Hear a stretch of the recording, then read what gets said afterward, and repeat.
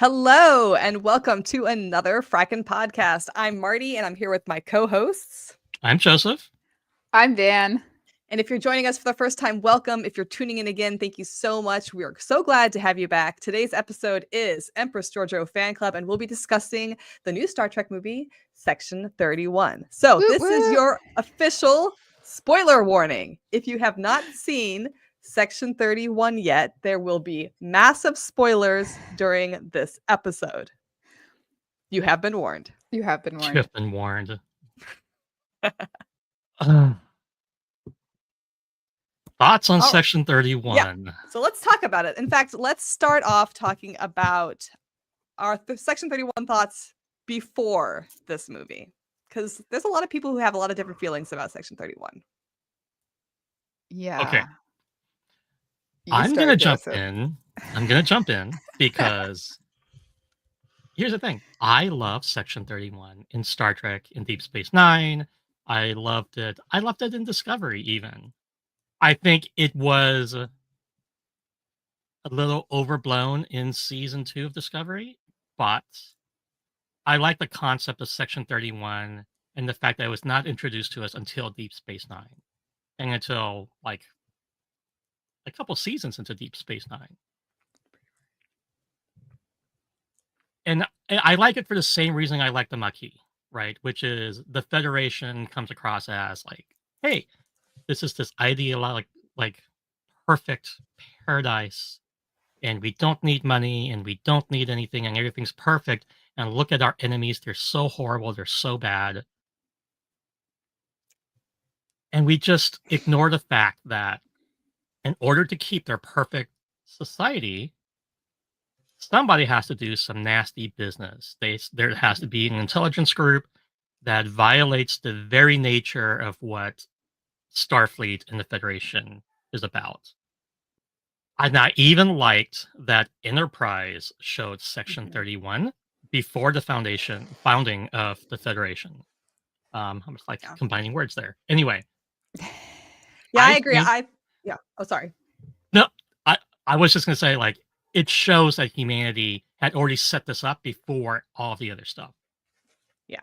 No, I'm going to agree with that. I think that the idea of Section 31 to me is very self-reflective. Like, just the idea of it makes sense that you're going to have this organization in the Federation, in Starfleet, for this kind of thing. Just because humans are not perfect, we've created this quote unquote perfect society, but we obviously are still flawed. We still have our failures. And I think that Section 31 is self-reflective in the sense that it reflects that aspect of humanity that hasn't moved away from the old ways yet. And I think, like you said, Sloan in Deep Space Nine is a brilliant character. I think the way that he wove himself into Bashir's storyline, he was very multifaceted, very exciting. I think in Enterprise, I think it was Harris who tries to recruit Reed into Section 31, that made sense. That made a lot of sense for Reed's character as well, because he's like kind of on the edge there for a while. He's not really sure who he is and where he wants to go with regards to Starfleet and everything that was going on. And so I think in that sense, Section 31 makes a lot of sense to me. It's not my favorite aspect, but like you said with the Maquis, it makes sense that this exists in the universe. Yeah, absolutely. I think we're all more or less on the same page. I liked it in Deep Space Nine a lot. I think it was a little more than I wanted in Discovery, but I think they were really trying to set up, we're going to spin this off into a show. And then Michelle Yeoh had to go and like blow up, as she so rightly deserves. And she's like, I'm kind of busy. But she personally really, really wanted to do Star Trek. When they first contacted her, she did not want to come in and get killed off immediately. She wanted to come in. She wanted to do it. She wants to be part of the world. So I know that the spinoff could have been really, really good. And I am so disappointed we didn't get that show. I'm not sure if this is where I'm kind of on the fence. And I was on the fence before I saw the film. about a Section 31 show. I think maybe I would have enjoyed like a one season, like a short mini series, like a 6 to 10 episode, uh, you know, offshoot of Section 31. I'm not sure that I would have wanted to see like a long running series because I think then you run into complications and problematic aspects of Section 31, which I think we can talk about later that we saw in the movie. Yeah.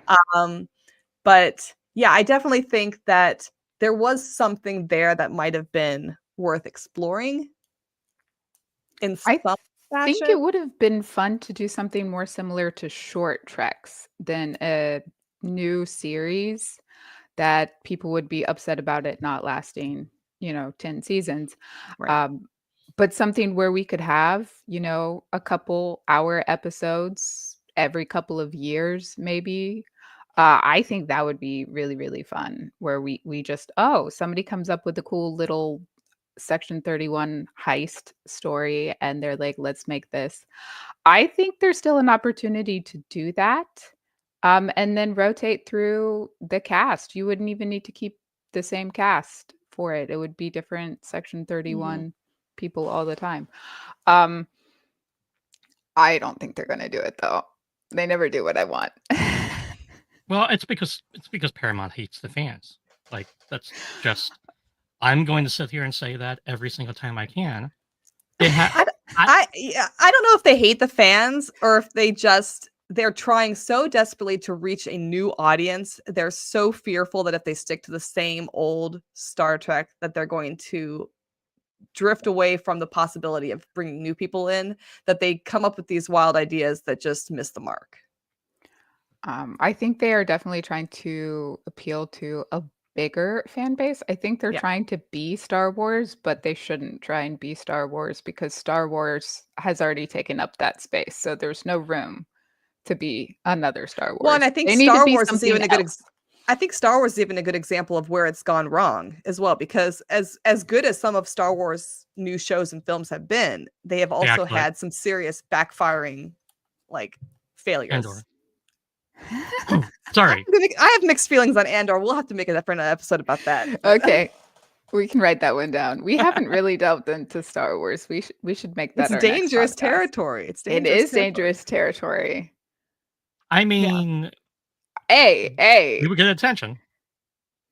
I'm just saying, their fans literally bully female presenting people and non-white people off of social media. That's all of us. Yeah. We're all in danger. We're all in danger. This is true. But I agree. I do think that they were trying to do something like Star Wars, like the MCU. I think they're trying to fall into like the Disney Plus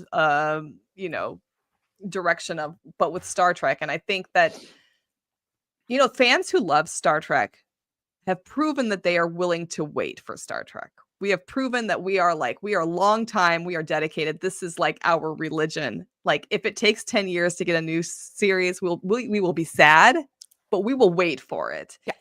And I think that the expectations for Star Trek fans that already exist is at a level that is hard to reach if you are constantly putting out things like the MCU.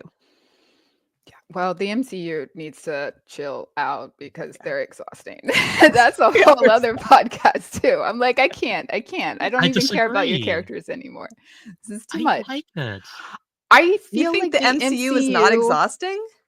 I feel like the MCU does something with the characters that I, as only a casual comic book fan, really hate.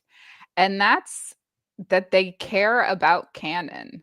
And if you have ever extensively read into any series, if you've only read, say, Superman, very generic Superman comics, then canon is wibbly wobbly, timey wimey. Like it's gonna change every single comic. Like, and they're like, no, it's this guy forever. All of these things are true forever. And I'm just like, I don't know. It's not even that way in the comics though. Like I mean, for like chunks of time, this thing is true, like for 10 years. The only thing that's common Okay, like in Marvel, for example, the only thing that it is always true in Marvel comics is that Uncle Ben must die. Yeah. Everything else gets like rewritten every few years, and it's totally okay. And I love Which, that. yeah, and I But I the don't MCU understand. isn't doing that. And that's why I don't like it, because I'm exhausted, because they're trying so hard to I like mean, I build honestly, off of stuff, and I'm like, no, just topple it over and start again. Be a when comic it book. when it comes to canon, especially with Star Trek, I am not particularly like I kind of don't care. Like I would kind of I love TOS is my favorite. TOS is my love. It's TOS and DS9 forever. I think it's that or bust for me.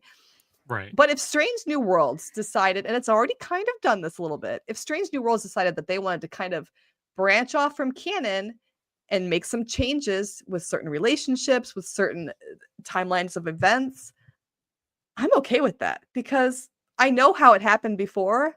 I'm interested in seeing how it could be a little bit different. I'd be interested in seeing Pike surviving this somehow, you know? Yeah. I'd be interested in seeing like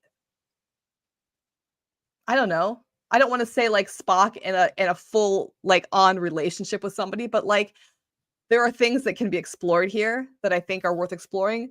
And if canon gets shifted, I think that's fine. But the I Kelvin think, movies did that. Sorry, go well, ahead. I mean, yeah, but the Kelvin movies were like that's a different totally timeline. universe, I feel like they already right? set it up to say that time and events are in flux because Yeah, they with keep playing Khan. with time Yeah, with the whole Khan storyline. yeah. So the fact that they are not sticking to what a lot of people would be like, oh, this is TOS canon.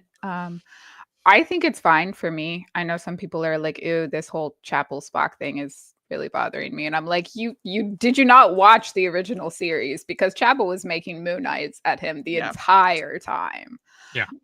So like this is fine. Like I That don't want them together. He's clearly meant for Kirk. Like we just gotta wait a obvious. little bit till they meet. But that being said, going back to the Section 31, that Yes. one of my biggest problems. Are we going to jump into talking about the actual movie now? No, please no. Well, one of my okay, then I'll say generally. Okay. If we're going to specifically say to the audience that a movie or a show is taking place in a certain timeline and there is nothing on screen to tell me outside of the date, the star date, what the timeline is, then I'm a little bit upset. So Okay. like clothing, the outfits, like why did we see no semblance of a monster maroon anywhere? It bothered me that we're like in the timeline where Picard is 19 years old and at Starfleet Academy and it Yeah. looks like Discovery, you know? And I understand Well, we're on the fringes of space and I understand that it's not official Starfleet, but so like, you know. so to clarify for people who have not watched a lot of Star Trek, right? You're discussing an episode of the Next Generation, or you're alluding to an episode of the Next Generation where there's time travel involved, and the Enterprise C comes into the future, and it warps the timeline, and Captain Garrett, who's Garrett from this movie, is captain of the Enterprise C, and she's wearing a monster maroon, and it's very much a What I'm saying set is aesthetic. like the timeline of the star date of this movie. I had to look it up. The star date Okay, of this movie takes place 40 years before the Next Generation. Picard okay. is 19. He's at Starfleet Academy. This is right around the time when he gets stabbed by the Nausicaan. They're Okay. wearing monster maroons. You Yeah, know, I mean, I he think wore that. there I think there was an absolute lack of Starfleet anything, and I think we could have just had a Yeah. fun flash or two of a uniform, because you know what? Then I would get to see cool cosplayers making that cool uniform, because everything that Star Trek has come out with, they're like, we're going to change the uniform for this new season. We're going to change the uniform for, this. And we didn't get a new uniform, and Well, we we got didn't a get lot a of great new, black leather jackets. What are you you know what? I can't Are you argue saying you about don't that. like the black leather I jacket? I I just I felt live like, in a leather jacket, but okay, I'm just gonna it's not full the blown same. go hard here. I feel like it was kind of like, oh, if we put everybody in black leather jackets, we're gonna be edgy and cool. Like we're putting them in black so that they're kind of bad. We're gonna add black leather so they're kind of cool. I don't know. I feel like Flames. we could have had a cool black leather uniform for Rachel Garrett to be in at some Yeah. point, maybe towards the end, something. And then I would have fallen in love with it. But that okay, so I know Van, you said specifically you don't care about canon. I care about canon a little bit. Like I am willing to explore new things. I like Strange New Worlds. I even kind of like the fact that they redesigned the Enterprise bridge and they didn't try to like just carbon copy the original series because it's very dated at this point, and my freaking work setup looks more futuristic than the original series, so we cannot keep on doing that.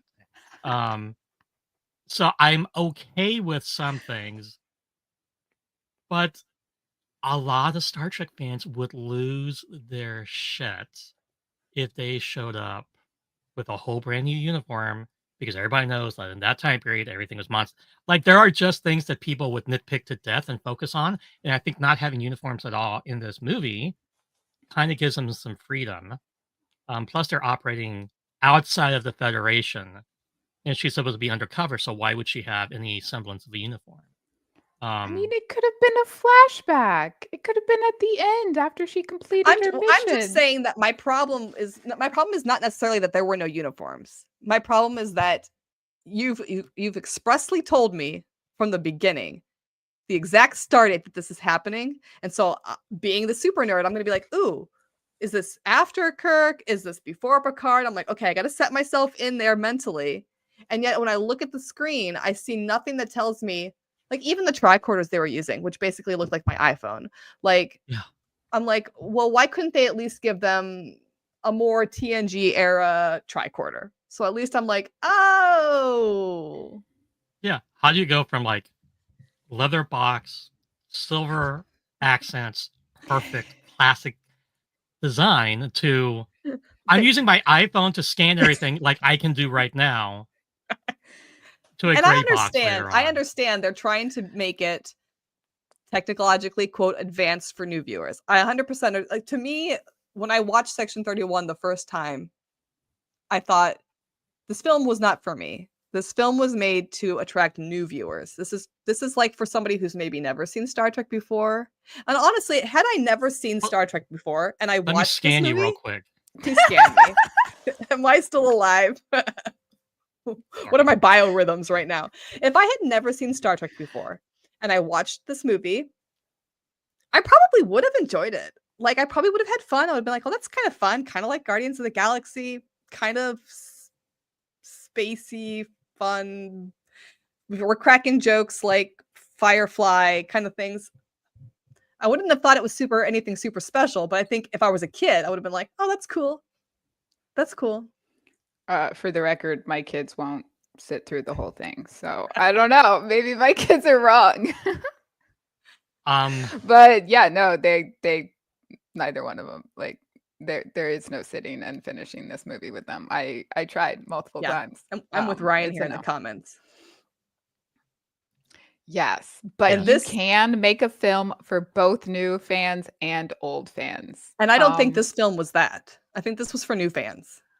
I think it had Easter eggs, Oh, which were kind of little Van, the Easter eggs are what nods. made me mad. There should have been no nods, no Easter eggs. Like that's where I get heated. I get heated on the Easter eggs. Honestly, the story itself, fine, whatever. It's a heist movie. It's Ocean's 11 meets Guardians of the Galaxy. That's fine. It's basic. It's the Easter eggs that I lost it on. I But lost Rachel it. Garrett. Oh, Joseph wants to I'm make sorry. me angry. You're talking about Joseph Easter wants to egg. make me angry. Easter eggs. But Easter eggs. I liked that they took an established captain that we had already seen, the first woman to captain the Enterprise, Rachel Garrett. I loved that we got to see her I was okay with before that. she became captain. So I appreciated that. I thought that was a really good inclusion and Easter egg. Most of the little nods and Easter eggs, I was not actually very thrilled with. So I do agree with you on that. Oh, I that think Easter egg behind her in this photo right now, that one. Stop Oh, me. oh, oh, Stop me oh. now. Like, stop Okay. me I now. Are we going to talk about the loci? Loci? I mean, Come do on you now. want to? Yes, I want to talk about them. Okay. Do we have a picture of that guy? I did not get a picture of That's just okay. the guy. To anybody who's watching, you know who we're talking about. We're talking about the species from TOS with the half black, half white faces. The loci, I think is how you say it, loci. Oh man. From the last Battlefield episode, was it? I think. Oh, First of Yeah. all, this is where I get angry, canon wise. And no, like I said, I'm okay with being timey-wimey, wibbly-wobbly with canon. But when you bring in a character like this, it upsets the impetus of the first of that episode. I mean, the whole point of that episode was to say that these people could not get along and they literally destroyed each other entirely. And then to just willy-nilly, oh, just kidding. One of them's working at this bar on the Outer Rim. Excuse me? No, they're all supposed to be gone because they were selfish, horrible people. And They that was were. supposed to be that was like the takeaway that people were supposed to, get from that. oh, There they are. And now we know now I see which side he is. Now it makes sense. That's why he's alive. Because he's wow. Yeah, I thought it was funny, but also it really, really bothered me to see the inclusion. Like it was something that almost anyone who has had any interest in Star Trek will immediately know. Um, because people talk about that episode all the time. It is very, very good. It's very important. I don't know how any Star Trek fan watches that episode and then talks about newer Trek being woke. Because I'm like, right. are we not watching the same show? I don't understand. But I do feel like including him kind of ruined it. It took a little bit of the power out of the episode because, oh, look, at least one of them's over here just being a bartender, not. Yeah, for me, it takes away the strength of that episode. Is that we know this was a species that existed that is no longer around, right? There are so many other species they could have just thrown in there, or they could have even left him like that and then had somebody comment on it, like, "Aren't you guys supposed to be dead?" And then That you would've find been out funny.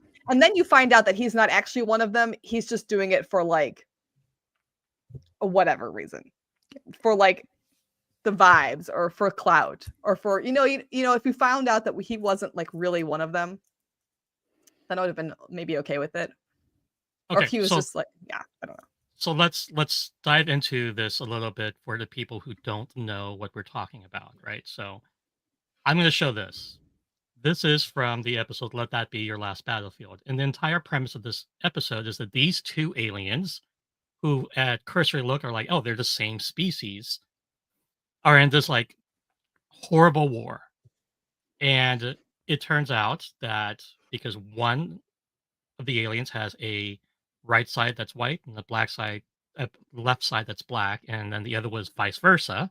Because if I tried to say that, I would get it wrong.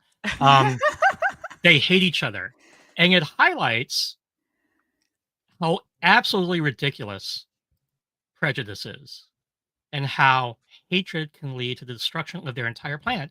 Because in the last episode, or in that episode, they're left on their homeworld. It's been totally devastated, and they're the last two alive. And the Enterprise like zooms off, and it's like, okay, well, you hate each other to the point where you've driven each other to extinction. Now, that is a very powerful episode addressing racism in the 60s. God, Star Trek is so woke. Anyway, Because, and it's always been so subtle about being woke. So anyway. subtle. So subtle. Yeah, very subtle. And I It mean, yeah, bothers me I can so say to much. myself, oh yeah, it makes sense that there was a family of them that left the planet and they still lived and whatever. That okay, I can say that, but it takes away from that episode. It takes away from the gravitas of what that Mhm. episode meant. And Yeah. so it really bothered me that they had one of those characters in just working randomly in a bar. Like I liked nothing has the actor happened. though. The actor I was did fun. like the actor. Yeah. He did a really good job. But like, Yeah.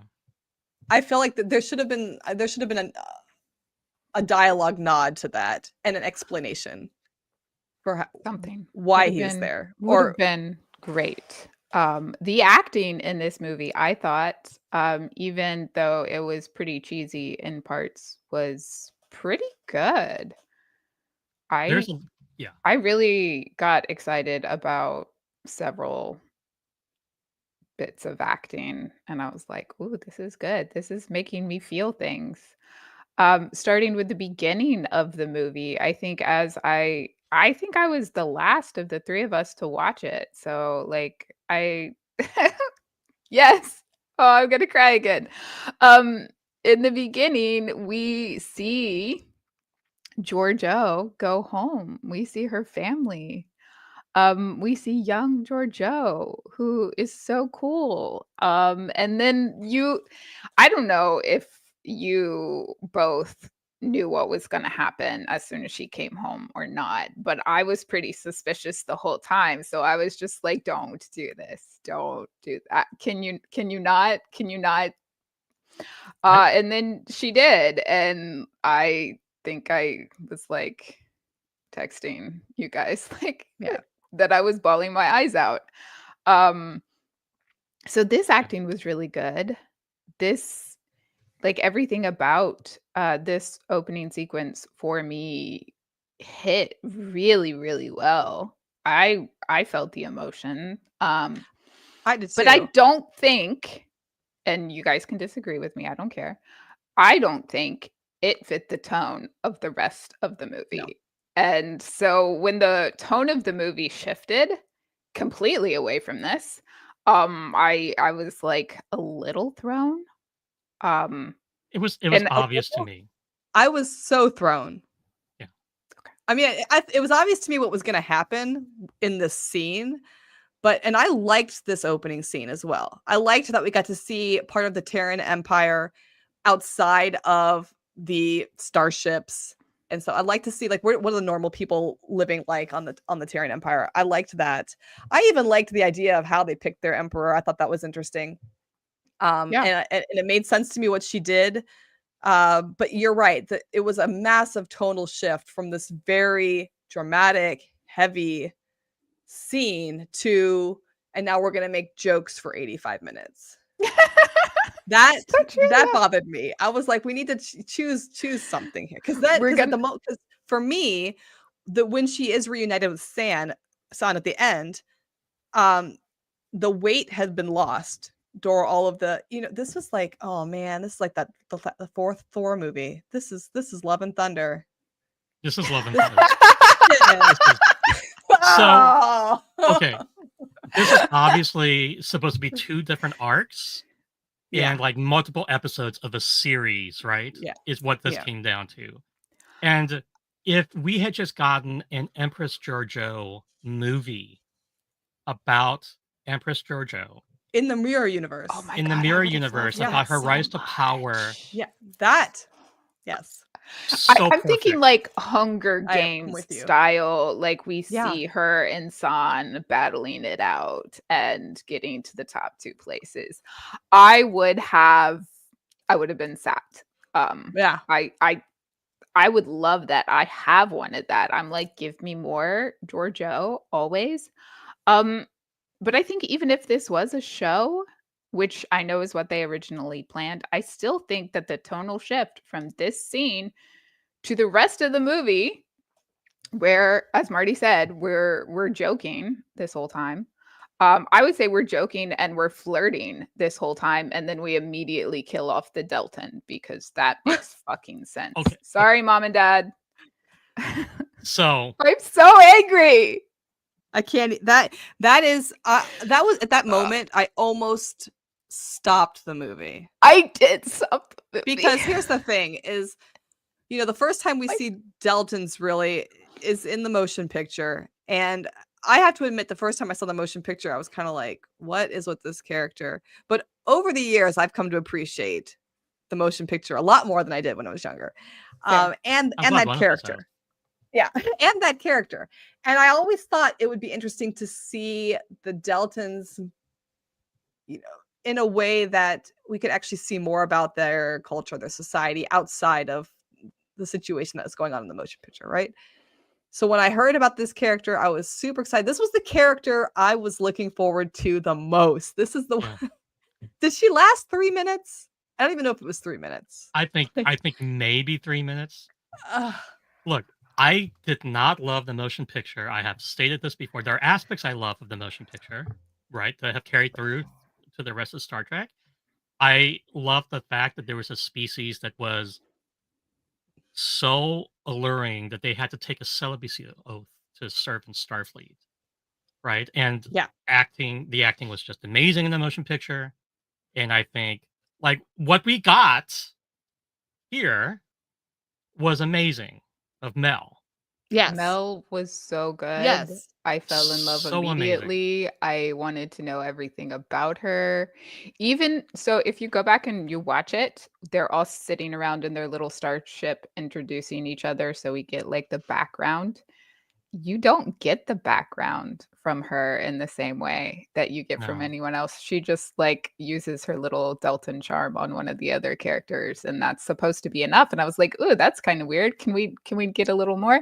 And then they kill her off, and I'm like, "Oh, I wasn't supposed to already get attached. It's too late. It was immediate. I'm sorry." And my other problem is that this coming essentially on the heels of Tavine's death in Picard. And she's half Delton. She's half Delton, half Vulcan, according to Memory Alpha.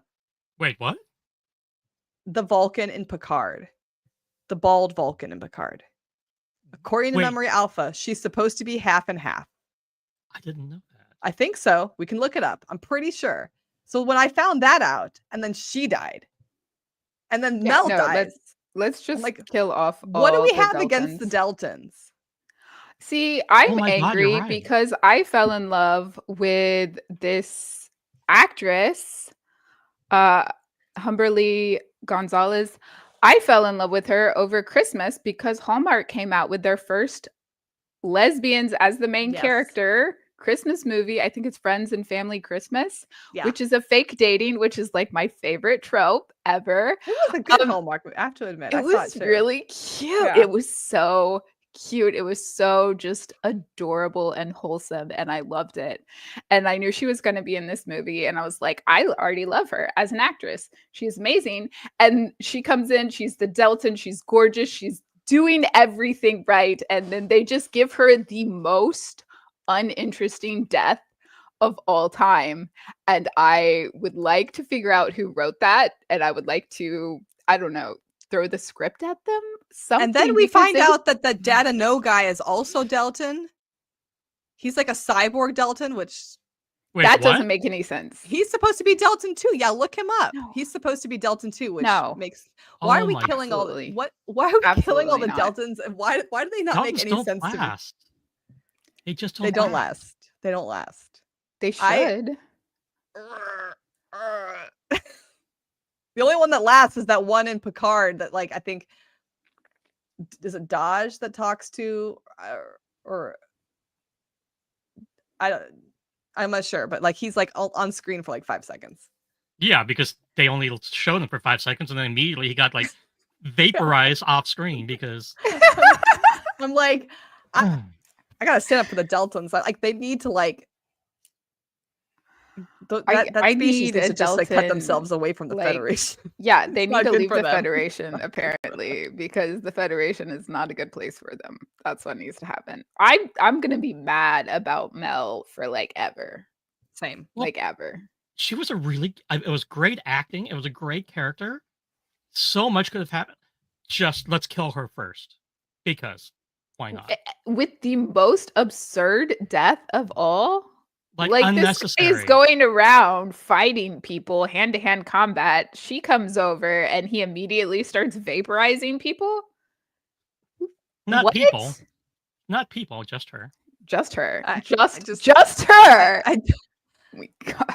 So I'm sorry. angry. I'm so angry. I'm so angry. I'm so mad about it. It was such a stupid death. It's gonna be the new Tasha Yar for me. Like that death was so Oh, stupid and it was- pointless and out of Mm. nowhere. And then this one, and I'm just like, how? Why?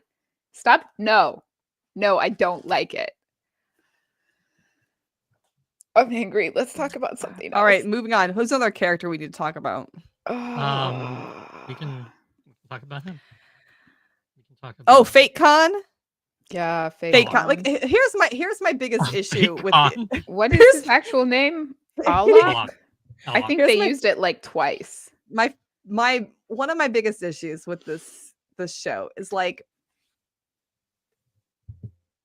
why couldn't he just and I know why, but like, hear me out. Why couldn't he just be a normal Vulcan? Who went crazy because of Ponfar, or a Romulan, or a half Romulan, or a spy? Why couldn't he just be a normal human? Normal humans can still fight. They can still do crazy karate chops and be strong. Bruce Lee.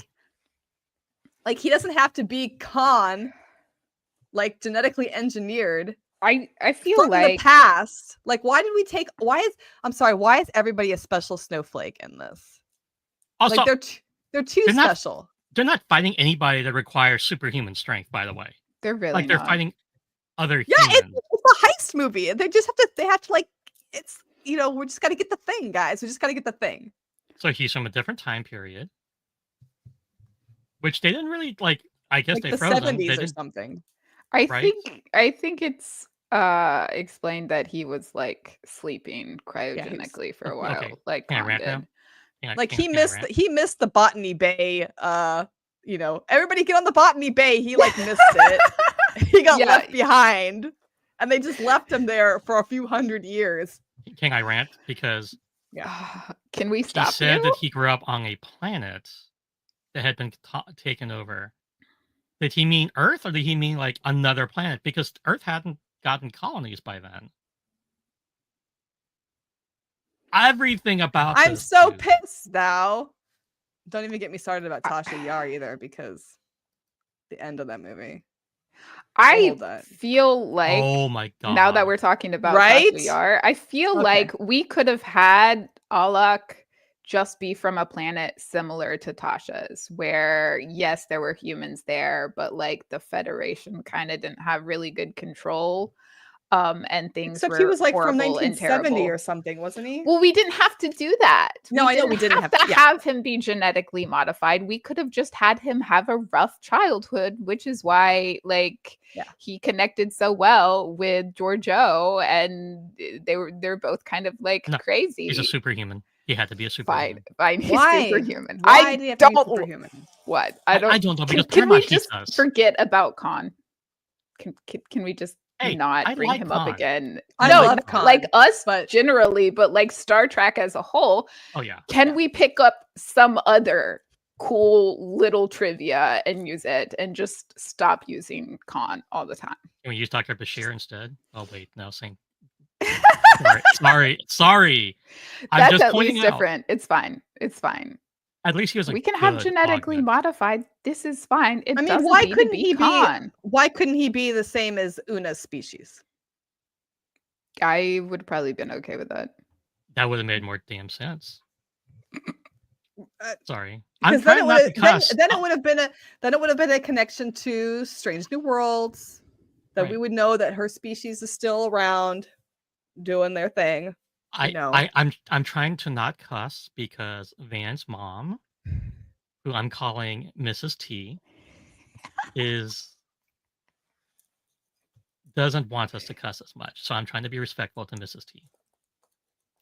And I call her Mrs. T because Van is Vanish Coffee, and Mrs. T is, I just assume Van's mom Coffee, I thought commodity maybe tea. I thought maybe she had the tea on something. I'm like, what does she have the tea on? Does she have the tea on like why we She has keep using con? she- I Because will ask I her. would, I want to know. Are you Let the maybe poor a little man. upset? Oh man, let Khan do his thing and let him be. Like Just let's. let it go. We don't need any more Botany Bay people just popping up here and there. We do Hey, not. maybe there's a whole space station full of embryos that. Oh wait, no, that got blown up. That's fine. Yeah, okay, we're gonna send them to the alien universe, You know what? and they can deal with Michael Fassbender. Yeah. Speaking of I fucking Tasha hate Yar, speaking of Okay. Tasha Yar, Okay. at the end of the movie, when the new controller or whatever, is like brings Oh up my like, hey, you God. guys ever heard of Turkana 4? I'm like, bitch, no. Sorry, Mrs. T. Turkana 4, are you about to tell me that Tasha's poor life is because of the frickin' Section 31? Did they do something there and cause her to go through all of that nonsense before Rachel she gets Garrett's to her mom. Enterprise? No, sorry. We're not talking to you right now, Joseph. That's too Grandmother. far. No. Too far. No. Because now I'm thinking, I think this is hilarious because a lot of people compare Section 31 to the American CIA, and we all know the CIA's history of going and like messing with other people's governments and collapsing them and causing problems. So I actually think it's really funny. Well, I mean, the CIA well, isn't doing two of the shit three of us are anymore, not so. laughing. Well, the CIA is not going to be in business much longer, so it's not going to matter. They're going to become Section 31. I'm only here because the CIA keeps fucking up. But anyway, sorry. Sorry, Mrs. T. Oh. Do we want to move on? Let's move Yes. on. Move on. What's next? Who's next? Move on. Mel again. We're right back to Mel. This photo is Mel and Quasi, which is a stupid fucking name, and I hate it. Sorry. I don't like Sorry, it because Mom. it's a little too on the nose. You know, It's like so on the nose, because he's a shape shifter. So like what? He's a quasi this, a quasi that. He's like a whatever. I'm like, come on now. It's That's like me naming him. That's like introducing naming him myself Morph. as, hi, I'm white. Like we know, it's fine. Did you just throw the X-Men under the bus? Yes, it's like calling him Morph. I'm like, It oh, is. is that why are you called Morph? Oh, I wonder. It's his superhero name. What's He your has a real superpower? name. We don't My know name what is his real name is. Quasi. Why? Because I'm maybe this. I'm kind of this, kind of that. Whatever. His character messed with canon, and made him into an absurdly overpowered character, and I kind of hated it. The actor was amazing, though. The acting was good. I thought if there was one person in this set of characters who should have been funny, it should have just been him. Like he was landing his punchlines. He was funny. But like him combined with everybody else, it was too much. Like him and Fuzz, it was too much funny. Like I think they should have just given it to one of them. Either make Quasi the funny guy or make Fuzz the funny guy. I feel like comedy in Star Trek only works when the character who is funny doesn't really know they're funny. Like when Data makes a joke, doesn't know he's making a joke, and everybody laughs, and we laugh too. Well, then it's I funny. mean, it also works that the character's usually just very dry, right? Like Spock made jokes. Yeah. And he was intentionally making jokes. But his delivery was like so dry. It was that perfect kind of like British humor, like cutting deep sarcasm that I love about Vulcans, right? And like Tim Russ did the same thing with Tuvok. But I felt like in this film, I felt like we had at least two people that were like on a comedy stage and like they were battling it out to see who is the funniest. And I'm like, yeah, and I didn't love it. Come on. I didn't love it. I think that the only Star Trek show that has done comedy well was Lower Decks. Like this type of comedy where they're very obvious, they're making lots of jokes. But those characters weren't in on those jokes. You know what I mean? Like we were in on the jokes as the viewer, but those characters weren't. This felt like the opposite. Like, well, also the writing. Okay, I'm going to be honest. I'm going to tear down this movie a little bit. I enjoyed the do. movie for what it was, which is if I turned off my brain and removed all reference to Star Trek, it's like, oh, this is a cute movie that is like mid-range for me. The writing was not great on the plot. I think the characters and I think the acting was done amazing. And they worked, they used what they had, and they brought out these characters. And I'm sure that Michelle Yeoh and some of the other actors had to really get a lot of rewrites done, because whoever wrote this movie should be dragged into the streets and given the Mussolini treatment, because you had potential. Wow. whoa. You had potential. Wow. And you pissed all over the potential. And the only reason it was redeemed at all is because the actors were professionals and amazing and great at what they do. But it felt like two different plot lines mushed together. It was like the Justice League of movies in the Star Trek universe. And you know what I mean. Justice League was a horrible fucking movie. And this was very close to being a horrible fucking movie. If Ben Affleck had been in this, it would have been a horrible fucking movie. All I'm saying. I just wanted to throw the script at somebody. You hate this way more than I do. I love the acting. The I acting love was that we got to amazing. see like the flashback scenes to Georgiou were done beautifully. I'm sure that was stolen from somebody else's script, because whoever wrote that stuff in the middle, no, that's not it. All of the Georgiou backstory was very good. That was a different writer. I am convinced it was tonally different every time we went back and got, like a little bit of story for her. I mean, do we know, was this originally filmed to be a series and was it then chopped up to be a movie? Because that's kind of what it feels like. They had written the series, and then when they decided to do a movie instead, they took aspects from the different episodes and put them into the movie, but they did it in such a poor way. Look, it would have been fine, totally fine, if they didn't have, characters like this. Oh, Yeah, what's his this name? character, this drove me nuts. I This forgot was his Fuzz. name. Zeph. This was Fuzz. Zeph, the Vulcan this- guy, who was not a Vulcan guy. He was, oh God, everything about this drove me insane. He was. Could we the have little had a tiny Vulcan guys. that acted like a Vulcan most of the time, but then the tiny little guy driving him occasionally forgot he was supposed to be a Vulcan, and then you would see a crack instead of him just acting the complete opposite of a Vulcan the whole fucking time? Like, he should have pretended just a little bit, and then it cracked, and then that would have been funny and that would have been cool. But no, he just acted like the most non-Vulcan possible the whole time, and With an Irish accent. and And a Southern accent. of And a course Southern accent. Georgiou realizes he's Section 31. It's obvious. Nobody was taking this man Why did seriously. we not just say he's a Romulan? A Why did Packlet he would have have to be? Why realized did he he was have to Section be? 31.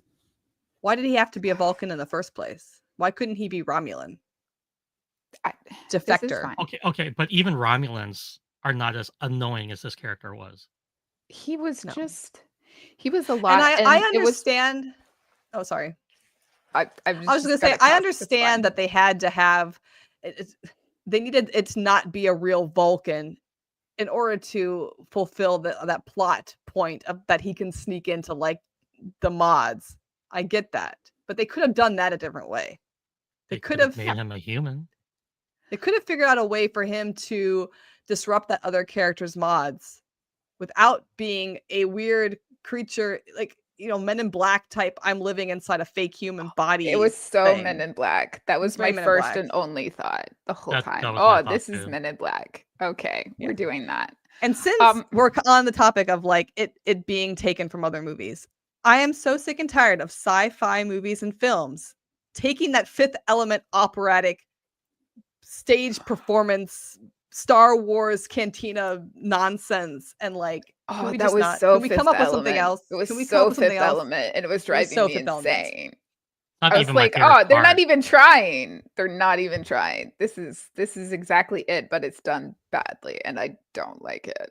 Do you understand why I want to drag this writer out onto the street? And No, I'm It's not as crazy. I actually violent looked as you. just looked up the Actually, writers. There are 2 writers and they both worked on Discovery and on one of the short treks. which short track do we So have? The Brightest Star. Hmm. So that was the one with on Kaminar with Saru. okay, I'm gonna forgive them a little bit and not drag them out into the street But like those are Joseph, good. only because They they are wrote good. a whole series and then they Those were had to good chop it episodes. up. Those were good No, but I'm episodes. saying they wrote a whole Section 31 script and then they had to chop it up and they probably didn't have enough time. And they probably had way too much guidance from people above them, which is what happens a lot of times with scripts. Is you've got some producer dude, some dude who doesn't know what they're talking about, hovering over you, being like, actually, we need this little bit in because I think it's funny, even though it doesn't make sense as a whole for the rest of the script. I still Okay, want to throw the script at them. I will. I still don't think the writing was what it could have been. I will withdraw my violent tendency because you're right. It's probably a producer's fault, and it was probably a producer who just took their writing and shoved it all together and didn't even consult them. This is what I'm hoping. I think it probably was also a case of a producer or somebody being like, "Oh, it's a little too heavy on Trek canon lore or Discovery canon lore, and we need to make sure that it's a standalone for people who have never seen Star Trek that they can just jump in." Hence, why we don't even have Star Trek in the title. It's like so impossible to see where the Star Trek is on the Section 31 logo that they were It's just like let's take out any reference to like what might have happened it's in like when other they do shows. something that's Star Trek related, but they don't put Star Trek in it. It turns out to be garbage. Enterprise season 1. Okay, don't get me started on Enterprise. Okay, We can go back to hating on Archer anytime. It is like a core foundation for Porthos me. is my boy. Okay, Porthos is amazing. I love that Porthos dude. might have Should been have been played Star by Trek Porthos. Porthos might have been played by 3 different female Bigos, but he is still my boy. Okay. Why do I know that? You know more about Porthos than I do. I love Porthos. Porthos has a bad puppy daddy, and I hate him. It's fine. Okay, let's We're gonna table Archer. Let's table Archer and Porthos. So now we have. You want to talk about? I don't want to talk about Georgiou and her true love. This makes me sad. I think this was the most compelling aspect of this entire movie, right? And I wish we had focused more. They didn't focus on it. Yeah. This was a great plot point. And hey, by the way, if you want to do a Star Trek series that has nothing to do with Star Trek, except for one character, make it about Georgiou and San, which is what they should have done.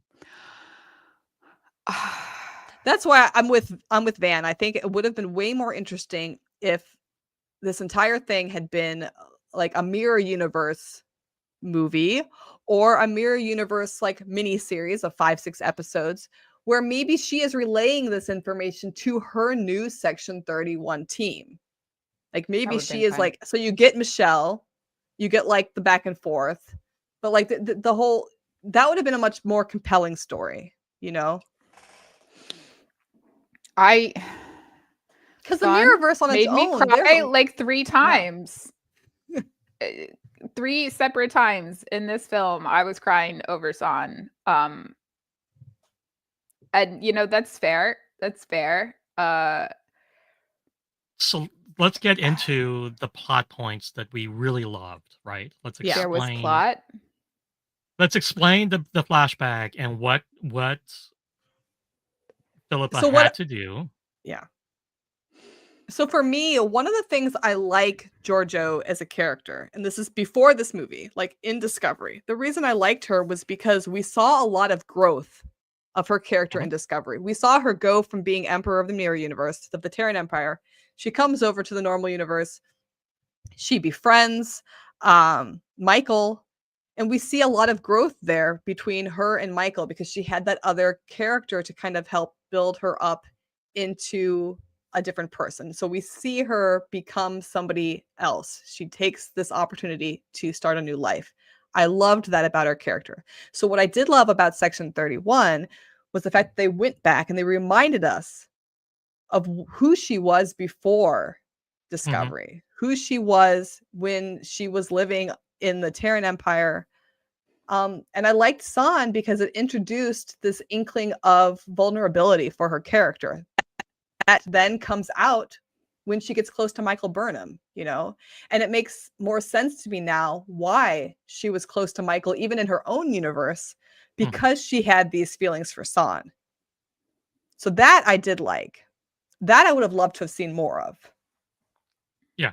I think the fact that it showed that she had grown up on a planet with a loving family, that showed an actual genuine concern about her safety when she was whisked away, that she made this friendship that she seemed to value, and then was forced to make a decision. And she cried about having to essentially murder her family, which I thought was very triggering, and that's a horrible thing.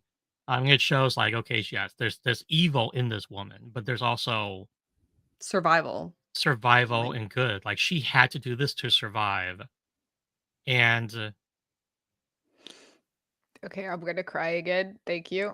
I'm I'm just gonna sorry. cry again thinking about the whole opening sequence Well, I because mean, in the opening sequence too, I feel like you can read the opening sequence multiple ways. You can read it as like Van said, a sort of Hunger Games situation where this is like a one person's going to win.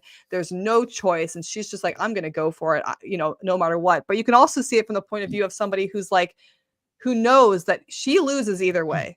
She wins and she loses her family. She loses. She probably still loses her family, and she Her whole village. loses San. She loses, everything. So there is like a moment where you think to yourself, okay, is she 100% evil here? Or is this a character who thinks to herself, well, if I gain control of the Empire, then I can control what happens in the Empire? There's like a moment where you might think to yourself, well, maybe she'll do this and make change. Obviously that she doesn't do that, but like there is like the possibility for that. Well, I think one of the things that happened in the intro sequence was when they told her that San failed to have the strength to do what he had to do, and so his whole family burns in tribute to his failure. And so, it to wasn't me, even that his was whole family though, was it? It was like the whole the whole village. town or Yeah, the whole village or village. whatever. Yeah. The Like whole village. everybody. She killed 3 people and his failure to kill his family killed even more. Right. Like So I I don't think think it was ever a choice for her. no, no. And that's the redeeming part of this, right? It's like this is just a brutal society that forces brutal decisions, and she probably was aware that like if she doesn't do this, more people die. Now, it doesn't forgive what she did in between, like that situation and later on, but it kind of shows like this society has set up everybody to be the worst versions of themselves. And it's like if you really were the worst version of yourself, how much evil would you do? Right? If you were rewarded for being your worst version, and if you were encouraged to be your worst version, I think anybody could be pretty bad at that point. So it gives humanity it makes her character even more powerful, I think. Right. But I think that's where they should have put the focus then, because that was so moving and that was so powerful. I think the focus should have been on that more than on the heist scenario. Or I think they could have adjusted the Section 31 mission to make that moment between her and San at the end more impactful. But because of all of the humor and the chaos goblin aspect of what was going on in the film, I felt like the moment of them together at the end like really suffered because of that. Yeah. And I think the movie was 2 tones, and Yeah. I think it didn't work in the end. It just did not work in the end, and I absolutely would have preferred that they do one tone or the other. We could have had a different opening sequence that gave us some insight into her past, some insight into what we needed to expect later. We could have introduced San, which, we needed to introduce him. We needed to have that for later. But the two tones it threw me off and I really hated it. And I have watched the movie 3 times now. Don't get me wrong. I watched it 3 times and I might just watch it again later today and then pause right before Mel dies because I'm still angry about this. I mean, I think for me, aside from the tonal shift, the reason why for me the movie kind of failed as a Star Trek film is because where was the morality aspect? And I'm not saying that every single Star Trek episode or series has to be completely based on some more question of morality, but the good ones are, and there was an opportunity there to use the beginning as a question of morality, and then to kind of put across this message of why this is important to be talking about. Well, why are we talking about this? And instead of just having this doomsday device that's going to wipe out everybody, with I felt no real good explanation as to why it was created in the first place. I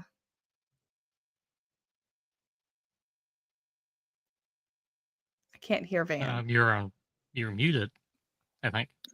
I was complaining loudly about the name of the universe ending. Yeah. We have this device that's just gonna burn and obliterate everything around it, and we're just gonna make jokes about its name repeatedly. Also, did we get a really clear resolution as to what happened with that thing? No. Did it destroy part of the mirror universe, or did it end up destroying the space between the two universes? Maybe. I think it destroyed the space between. They didn't explain it. Look, this is another aspect that I hated, right? And it's not even bad technobabble. There are aspects of Discovery that had bad technobabble, and I just went with it, and I was okay with it. Even though I would have liked to have dived into the science a little bit more. This was just we created a device that can blow up a galaxy, but we're going to use it to close the portal, and we're not going to explain how that makes any sense at all. We're not even going to pretend to make something up to make it make sense. We're just going to blow this thing up, and then nobody dies, and the portal's closed, and everything's okay. Because Paramount hates fans.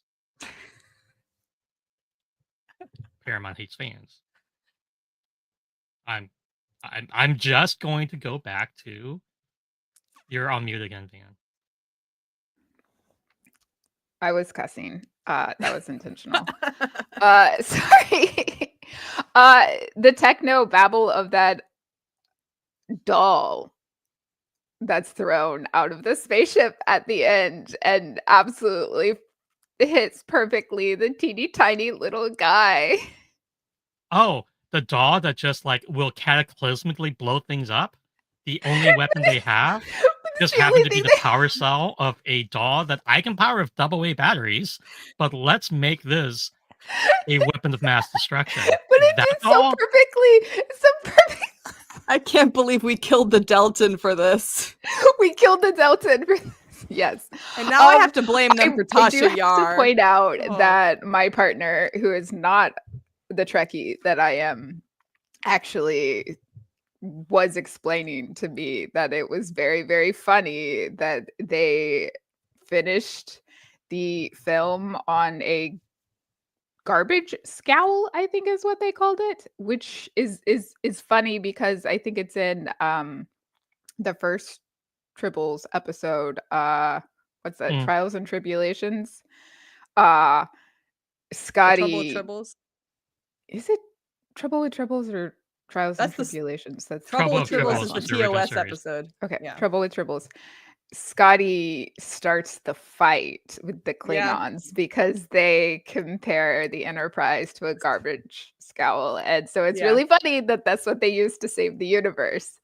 So yeah, that is pretty funny. This is funny, and I liked that nod. But also at the same time, that was really stupid, and I hated just about anything that happened on that ship because I'm like, listen, Star Trek science isn't science, but this is also like, this is almost Star Wars science, which is Star Trek nowhere science near Wait, science. hold on a second. Stop. Star Trek science is indeed science. There's science behind it. This was not even Star Wars science. This was this was like Firefly science. Let me put a bunch of dead bodies on a spaceship and enter an atmosphere, and they don't just get immediately blown away. They weren't vaporized from I the mean, heat. Oh wow, yeah, it might be Firefly science actually. Yeah. I This was think Joss of Whedon Star science. Wars Look, science take my love, as take magic my land. more Don't than be taking science. my Firefly. Yeah, no, don't take my Firefly. Oh, guys. And That's all. I'm still stuck on. That was so dumb. It made me so mad. That's not you can't do that. It's not a thing. You cannot go launch a doll out of the back of a garbage truck and hit anything. Can I just say that, like, I just finished watching it for a second time, literally like 5 minutes before this podcast started, and I already had forgotten about the doll. That's how forgettable these scenes were. I'd forgotten about the doll, and then you brought the doll up. I'm like, oh yeah, I just watched that 10 minutes ago, and I don't remember it. Like, oh my god. it was the stupidest thing ever. They couldn't. Okay, so they even said Section 31 always has a plan B. So your plan B is a garbage scow, not a shuttle with like a phaser bank.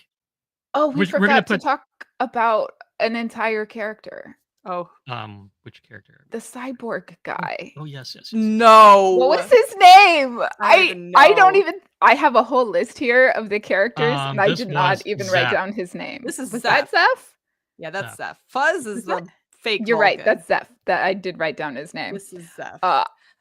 The way looks like I a hate Borg. this man. He's The like a way I Borg hate this wannabe. man. A Borg wannabe. Before the Borg. Before Like the Borg. this is before the Borg, but like look at him. Like the Borg saw this guy, were like, I got an idea. Let's go like with this guy's look. Like what the heck? So It this would is have the been origin. so much more interesting if instead of Fuzz going inside him, which was creepy, he put some kind of virus or something on him that controlled him. Like we still could have had that aspect. Oh, like Without, control, like an aspect of control. Like that could have been. We would never do something like that again. But I'm like, you could have actually like Section 31 actually has that technology. Like they could like he could have taken it. yes, Or he could have but gotten it from the mirror universe. we don't want to rehash the same plot point again because why would we do that? We would never take from the past and rehash over and over and over again because we would never ever be that unoriginal. Con. Sorry. Fake con. Fake con. Yeah, no. We're never gonna go back and rehash things. I do love how Marty saying she forgot about the doll entirely Totally forgot about reminded it. me that we completely did not talk about an entire main member of the cast. Oh yeah. I The was guy- I him. did not The care guy about him. the at guy who all. inspired the Borg. Yeah. Yes. Can I also say, like, I thought it was weird that they threw in that, like, that he and Garrett were kind of together. I'm like, really Yeah, though? Mm-mm. Like, Not even. Not like, even. not a little even bit. Picard had that bad of taste in his part. I don't understand. And he dated Q. So Yeah, he did date Q, which I think is probably the best person he dated personally. Wait, who dated Truth. Q? I'm mad at Patrick Picard. Stewart though, so like When don't. did he date Q? they were In bed my together. head, he dated Q. Are oh, you gotcha, kidding gotcha. me? Gotcha. Okay. Check into our next podcast where we talk about Star Trek not canon relationships that Marty and I believe are absolutely canon. Look, you cannot stop. Look, I think I could probably write a dissertation how I believe that that Q card actually is canon. Oh yeah. No, I'm on board. Okay, I'm on but board. can we also establish the fact that Geordi and Data totally were like banging each other, like behind the warp core? Yeah, no, let's write that down for the podcast we're doing. You can pull that one up. We'll I- have a long I am conversation going to go about deep that. into No, this. no, I got a text message from somebody asking, once has a question for Van, Oh who dear. doesn't want to ask in the chat. What did Patrick Stewart do to make you so angry? Oh God. Here's You just the finished thing. reading Here's the thing. his biography, his autobiography, Yes, right? yes. I finished reading his memoir, and it was not interesting. I'm sorry. It was 18 hours, and it was not actually 18 hours because I didn't listen to him. I was going to listen to him at normal speed. I swear I was, but anytime people record for an audiobook, they record slower than a person naturally talks. And that is so you can very clearly and distinctly hear everything that they are saying. And I appreciate that. But I did speed him up because he was talking so slow. It was a lot about his childhood, which I knew from interviews was kind of traumatic and not sunshine and rainbows. And then it was just a series of I worked this acting job and this acting job and met this famous person and interacted with this famous person and lost my virginity to this person and did something with this person. And then I dated this person for a while. So it's just a lot of dates and times, which I didn't feel very interested in. And then he cheats on his fucking wife. And I'm like, oh no, your wife did not follow you to LA because she was at home with her career that she loved and was really, really good at taking care of your fucking kids. And you go to the Star Trek writers and say, hey, I think Picard should have a romance. Riker's getting all these romances. Stop alluding to past romances. Give me an actual romance. And then he sleeps with that woman cheating on his wife. He asked, "Can I?" Yeah. Yes.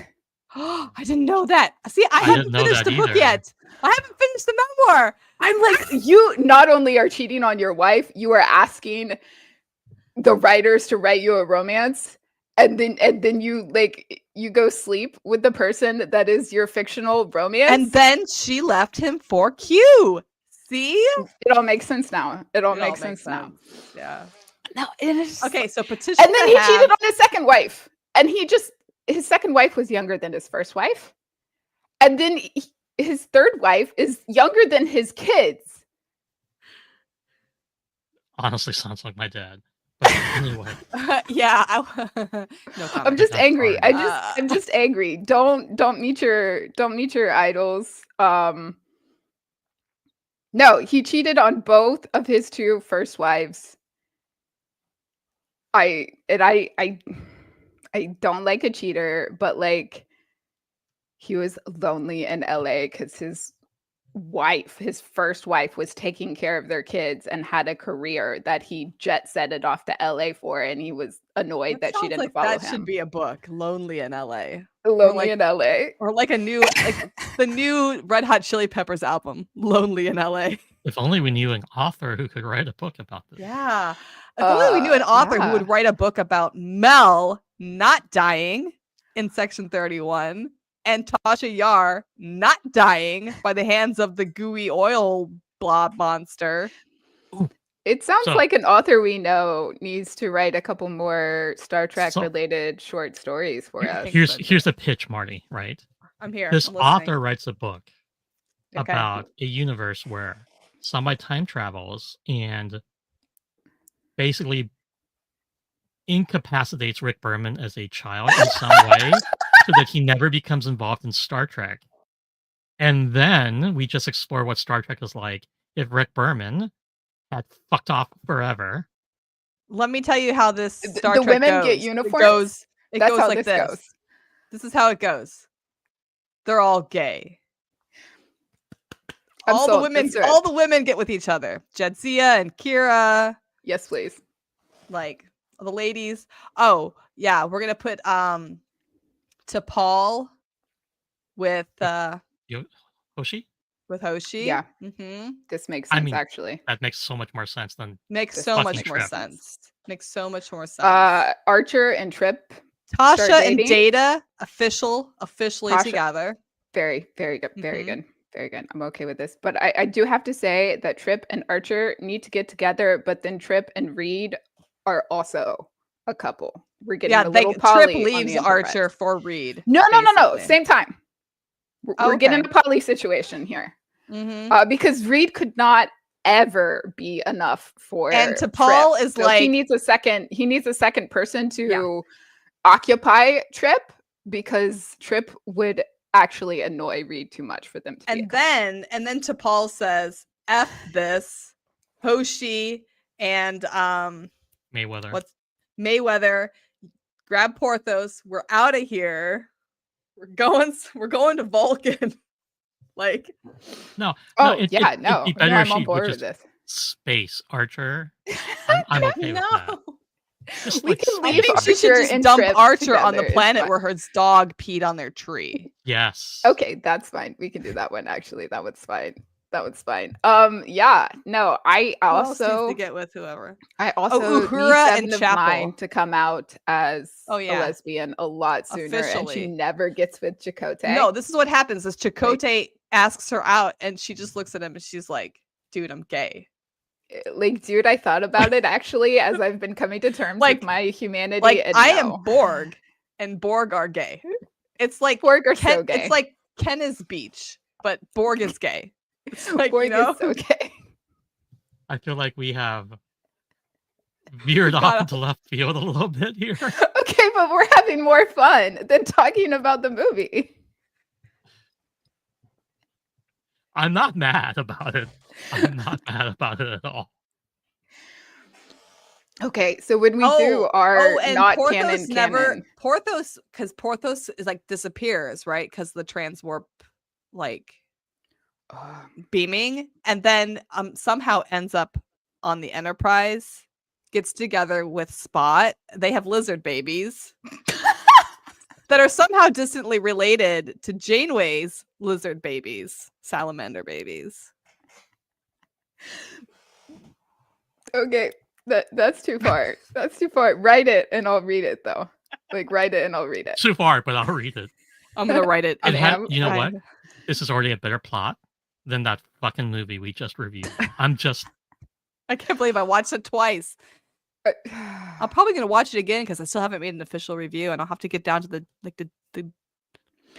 before we're done, I would like to eviscerate it. Here, let me find the slide that I want to talk about. Not that slide. I think also I complained about the costumes during this. Like, I was keeping you guys updated. Yeah, with you my did say feelings, something right? about the costume. I said somebody gave the want me to present costume it? designer $50, like a $50 gift card to H&M like or something. What did I say? No, Spirit Halloween. I was feeling feisty. Some of the costumes are so beautiful, so gorgeous, and then they're others, all Georgiou's costumes. Well, yeah, she looks great. Hers are great. Everybody else's are like Fuzz looks great too. grab something. There from are the truck. some that are just absolutely stunning, and I love them. And then others, like Rachel Garrett, her They just, like, gave it- costumes. I don't even think I got a picture of it, but when she's in her like black tactical stuff later, it literally, like, you can see the Velcro. It is a piece of junk. Like, somebody's gonna wear that for a Halloween costume. But yeah, let's go back to the other slide that I had with Georgiou and Fuzz, because it illustrates perfectly what I was complaining about. There we go. In this photo, we have screens in the background giving weird lights. We have weird lighting overhead overall. And then we have a bright spotlight pointed right at the camera. Yeah, that's And really this weird. is in every fucking scene of this fucking movie. There are 3 completely different conflicting lights. And I literally kept struggling to even look at the movie because my eyes got so tired. They were so overwhelmed by lights. Maybe this is why I everywhere forgot about all the the doll. time. Maybe I couldn't see the doll for all the lights or all the super dark scenes. I'm like, I would like to see what's going on. And so I complain when they go too dark and I cannot see what is on the screen. But Picard. This is like, yeah, Picard. This is it's too light in a terrible way. I don't need this much backlighting. Okay? I don't need you to shine a light directly in my face while I'm trying to watch it. The lighting designer was having fun, and I'm sure they had a blast, but I would like to throw a light at them, a script at them, something, because this hurt my eyes. This hurt my eyes. It was too much. It was a lot, and I hated it. And I just wanted to rant about that before we closed up this episode. Oh, hold on a second. Oh, there it is. Yeah, no, that costume is terrible and cheap, and it looks terrible and cheap, and she could have looked so hot. Or at least like reasonable. Like, is she gonna go do anything in this costume? No, it doesn't even look comfortable. It does not look like she's gonna go. It's too bulky. You can't fight in that. No. Everything about it was incorrect. I love the actress for this character, but I don't understand the aesthetic behind. We go from, like, we have this, right? Which, as you said, made no sense at all. And then we have this. Yeah, and then we have her with her short bob and her black lipstick. I think that is her attempt to be undercover, and she just overcompensates that because she's really bad at it. Maybe. I don't know. It didn't make any sense at all.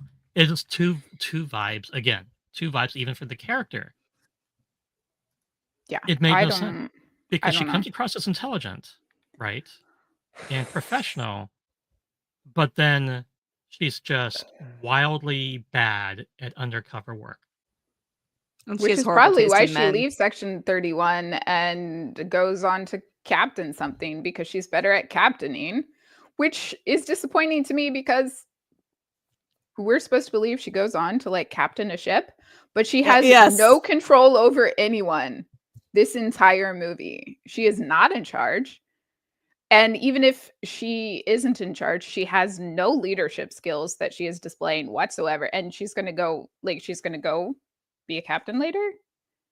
Did she like get hit on the head and suddenly develop leadership skills? No, I love her. I love this episode from The Next Generation where she shows up. And this episode crushes me because they get thrown back in time and they live and they survive. And then Picard has to send them back. And they all go back knowing that they're going to fucking die. Like, She dies again. I love that episode, and I really am glad that we got to see Rachel Garrett before, but I find it difficult to believe that that person went on to be an amazing captain of the starship, the flagship of the Federation. Not just a ship, the flagship of the Federation. I don't believe it. Same. So back to the lights. Sorry. Back to No, lights. Oh my no, God. no, There no, are four no, no, lights. no. There are No, four no, no. lights. Okay, sorry. I'm done. There are 4 lights, and not a single one of them is focused Oh my on God. anything or anyone. Oh, the And it's lights. the constant, lights like, killed me. throbbing of the lights too. No, yes, they were not steady. They were throbbing. I think they were just on the border of this entire film getting an epilepsy warning for the whole thing. Like, I was think wondering that too. Actually, the first time I watched it, I was like, this feels very stroby, but it's not stroby. it's I'm not sure if it was enough, but I think probably it could have been enough for some people, depending on their threshold for lights. But it was distracting and exhausting for my eyes, but I'm like weird about light in general. Yeah. I have thoughts and feelings, and most of them are. Should we close this out by each saying one thing about the movie we did like? Are we all just gonna say Georgiou? No, I'm gonna come up with a new one. I liked the hand-to-hand combat scenes. I liked the fighting scenes. Oh, This is yes, mostly those the were fighting very with well done. Michelle Yeoh, but the hand-to-hand combat scenes I thought were fun. They were well Right. choreographed. They gave her a lot, which is good. That is something she is really, really good at, and I am glad that she got to use her talent in this film. Those were all very, very beautiful. Which is why it made no fucking sense when we get this amazing hand-to-hand combat scene and then out of nowhere vaporize Mel. Yeah. Okay, I'm gonna move on from that. Joseph, say something nice while I think of something. I felt that the acting, particularly by Michelle Yeoh, was amazing, and I would like to see more exploration of the mirror universe and kind of how she developed. So that worked, and I think that was great. And I definitely do not ever want to see an alien that is about 2 centimeters tall ever again in Star Trek. Look, if you're gonna give me a Vulcan, give me a real Vulcan. I actually really wanted him to be, like she said, a Vulcan that went crazy because of Pon farr. Which would have been fine. Which would have been fantastic. That would have been awesome. That would have been hilarious. That would have been fun. We could have made a lot of jokes about that. Yeah. I mean, I would take more Pon farr jokes than over. Oh my God. Yes. Over the 2 centimeter tall alien. Yeah. Yeah. Van? I'm struggling. What's that TikTok? I'm thinking audio about where it's like I'm finding it. It takes you that long. It does. It does. I liked how well the actors and actresses came in and delivered their roles and did such a fantastic job. I just likes Mel. really enjoyed. I do just like the first 2 minutes existence.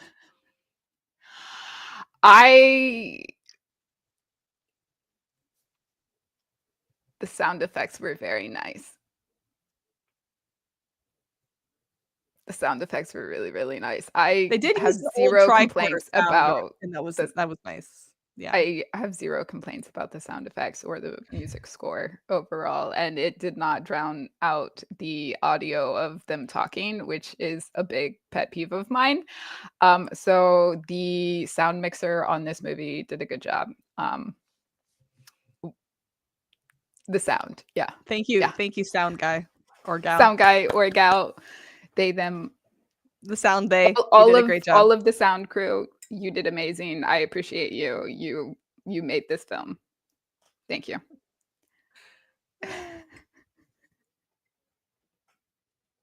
I feel like that's a good place to close it out. We have not yet picked our next episode. It might be not canon ships that we believe are canon. We keep talking about that one, but or maybe we'll talk about Andor. Or maybe we will talk about something Star Wars related. Yes, absolutely. We would love to get bullied off of the internet.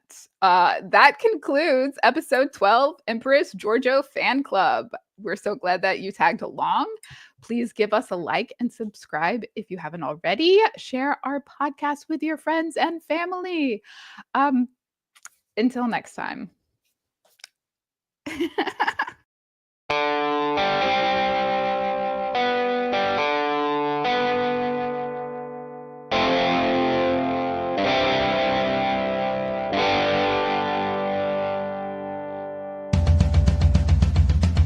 Going out to explore. Tune-in comes to another Frakkin Podcast. Time travel, wormholes, and more. Chevron's locked on Another Frakkin Podcast. Debating all the lore. We get signal of Another Frakkin Podcast. Nerdy topics galore. Systems go for Another Frakkin Podcast.